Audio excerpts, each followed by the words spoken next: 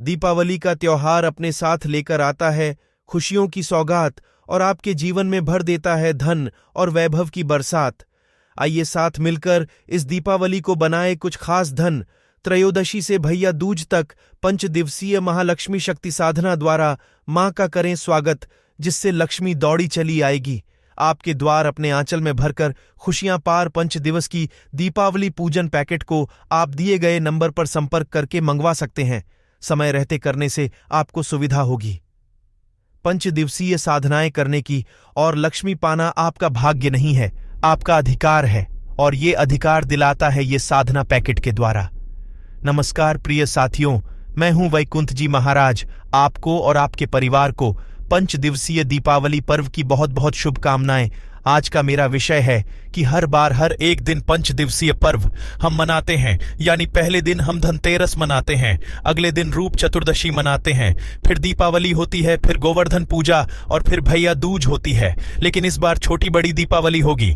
एक साथ सुबह कृष्ण तो शाम को होगा महालक्ष्मी पूजन। दूसरा विषय आज का होगा कि रूप के साथ साथ पाएं मां लक्ष्मी और अपने पूर्वजों का आशीर्वाद। तकरीबन 500 साल के बाद दीपावली बन रहा है। ये विशेष राजयोग और किन राशियों के घरों में लेकर आएगी खुशियां अपार, ये सब कुछ हम जानेंगे आज के कार्यक्रम में। मेरे प्रिय साथियों, आपके मन में ये सवाल जरूर होगा कि हर साल धन त्रयोदशी के बाद पाठ चतुर्दशी और फिर दीपावली मनाते हैं। दीपावली पर सफाई का बड़ा महत्व है और सफाई में झाड़ू का बहुत इंपॉर्टेंट रोल है। इसलिए झाड़ू की छोटी छोटी गलतियां आप पर बड़ी समस्या ला सकती हैं। अगर आप नई झाड़ू खरीद रहे हैं तो पुरानी झाड़ू को आपको अमावस्या या शनिवार को ही किसी को डोनेट करना या फेंकना चाहिए। झाड़ू को हमेशा घर के किसी कोने में छुपाकर रखना चाहिए ताकि किसी की नजर ना पड़े। झाड़ू को कभी पैर नहीं मारना चाहिए क्योंकि महालक्ष्मी का अपमान होता है। और जब भी आप नई झाड़ू खरीदें, इसका प्रयोग शनि करने से प्रॉस्पेरिटी, हैप्पीनेस और परिवार में सुख शांति आती है। सूर्यास्त के बाद घर में कभी भी झाड़ू नहीं लगाना चाहिए। और घर का कोई सदस्य अगर यात्रा पर जा रहा है तो यात्रा पर जाने के तुरंत बाद घर में झाड़ू का प्रयोग नहीं करना चाहिए। अगले दिन यानी 11 नवंबर को नरक चतुर्दशी नहीं मनाई गई और दीपावली के ही क्यों? इसमें कोई आश्चर्य की बात नहीं है। दरअसल हमारे सारे त्योहार पंचांग यानी चंद्र गणित के आधार पर मनाए जाते हैं, न कि सौर गणना वाले अंग्रेजी कैलेंडर से। पंचांग के अनुसार तिथियां की अवधि, तिथियों की अवधि कभी 24 घंटे रहती है तो कभी इसमें अधिक या कम। इस बार पंच पर्व पर ऐसा नहीं हो रहा है। इस कारण चतुर्दशी या छोटी दीपावली और बड़ी दीपावली एक साथ मनाई जाएगी। 11 नवंबर को दोपहर 1:58 से शुरू होकर अगले दिन दोपहर 2:45 तक रहेगी। इसीलिए उदय तिथि 12 नवंबर को होने के कारण नरक चतुर्दशी या छोटी दीपावली फिर इस दिन दोपहर 2:45 से अमावस्या प्रारंभ हो जाएगी, जो अगले दिन 13 नवंबर को दोपहर 2:57 तक रहेगी। यानी अगले दिन भी उदय तिथि अमावस होने से गोवर्धन पूजा नहीं होगी। इसीलिए दीपावली 12 नवंबर को ही मनाई जाएगी। मेरे प्रिय साथियों, इस कारण दीपावली के बाद होने वाला अन्नकूट भी एक दिन बाद यानी 14 नवंबर को मनाया जाएगा। फिर 15 नवंबर को होगा भैया दूज का पर्व। साथ ही इस साल तकरीबन 500 साल के बाद कई राजयोग बन रहे हैं, जिसमें शनिदेव स्वयं की राशि कुंभ में रहकर शस्य योग, मंगल और सूर्य की युति भी राजयोग बना रही है। साथ ही आयुष्मान योग और तुला राशि में बुध आदित्य राजयोग होने से कई राशियों पर सोना बरसेगा। मां लक्ष्मी की कृपा वाली है। इसमें मेष, मिथुन, मकर राशि वाले लोगों के लिए राजयोग वरदान साबित होगा, तो वहीं वृषभ, कर्क, सिंह, कन्या, तुला, वृष, धनु, कुंभ और मीन राशि वाले लोगों का करियर और सफलता का ग्राफ अच्छा होगा और आर्थिक लाभ के साथ साथ घर में खुशी आएगी।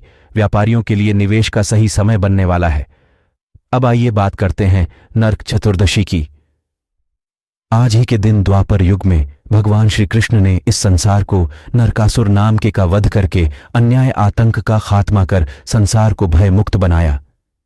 इसी विजय की स्मृति में ये पर्व मनाया जाता है, जिससे छोटी दीपावली के अलावा रूप चतुर्दशी भी कहते हैं। ऐसी मान्यता है कि आज के दिन सूर्योदय के पूर्व उठकर शरीर पर तिल और तेल की बालिश करके जो स्नान आदि करता है शुद्ध होते हैं, उसका रूप निखरता है, सौंदर्य में लावण्यता आती है, शरीर में जितनी भी ड्राइनेस है वो खत्म हो जाती है और रूप में निखार के साथ साथ चमक आती है। चूंकि यह श्री कृष्ण की विजय के उपलक्ष्य में मनाया जाता है, इसीलिए इस दिन भगवान श्री कृष्ण की पूजा आराधना करनी चाहिए। सूर्योदय से पहले उठकर स्नान और पूजा करें और शाम के समय में विशेष रूप से दीपक दान जरूर करना चाहिए। इस दिन की मान्यता है कि आज के दिन जो व्यक्ति दीपक का दान करता है उसे आन में नहीं बल्कि स्वर्ग में जगह मिलती है। सूर्योदय के पूर्व उठकर स्नान करें तो आप ध्यान रखिए कि स्नान के पूर्व शरीर पर तेल जरूर लगाएं, फिर पानी में आपा मार के पौधे की पत्तियां डालकर स्नान करें। कहते हैं कि इस दिन जो सूर्य उदय के पूर्व उठकर स्नान आदि नहीं करते वे पूरे वर्ष दरिद्रता, गरीबी और मलिनता का शिकार रहते हैं, साथ ही उसके शुभ कार्य न सो जाते हैं और दुख में वृद्धि होती है। आज के विशेष पर्व पर आप रूप के साथ साथ महालक्ष्मी और अपने पूर्वजों का आशीर्वाद भी प्राप्त कर सकते हैं।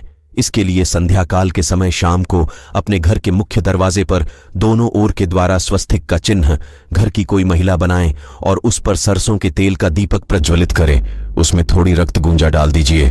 फिर आपको एक थाली लेकर उसमें अष्टगंध के द्वारा अष्टदल का चिन्ह बनाना है। इसमें 14 सरसों के तेल के दीपक रखें और उसमें थोड़ी थोड़ी नाग केसर डालें और उन्हें पीपल के पेड़ के पास ले जाएं और फिर परिक्रमा करें।